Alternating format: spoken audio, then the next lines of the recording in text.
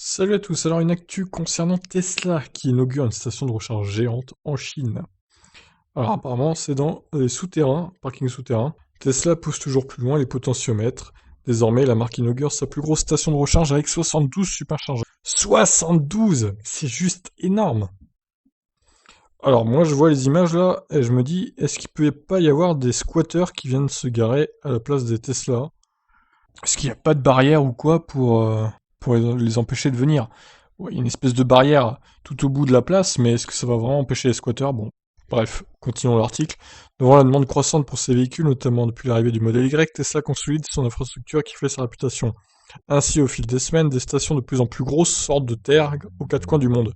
La dernière en date propose 72 superchargeurs. C'est dans la ville de Shanghai que la marque a décidé de faire naître cette nouvelle station, qui a la particularité de se situer à l'intérieur d'un parking souterrain.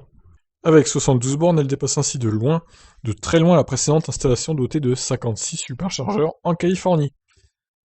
Toutefois, le dispositif du centre commercial Jinghan International Center ne propose que des superchargeurs V2, contrairement au parc de V3 californien, un choix étonnant, sachant que Tesla fait pousser ce site pour anticiper l'arrivée en masse des modèles 3 et modèle Y. Mais rappelons toutefois que les superchargeurs V2 débitent 120 kW de puissance de 150 kW avec les V3, ce qui est déjà satisfaisant pour une solution de recharge.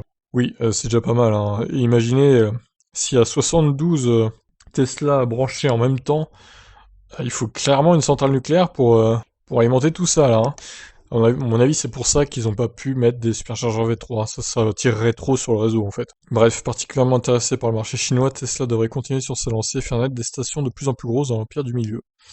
Bon, bah, bientôt les 100 bornes, hein, par station. Je pense qu'on va y arriver dans 1 ou 2 ans. Déjà, la 72, c'est juste gigantesque, donc ça promet tout ça. Donc on attend que Unity fasse pareil en Europe, hein, avec 72 bornes Unity par station. Ça serait pas mal, hein, ça serait pas mal.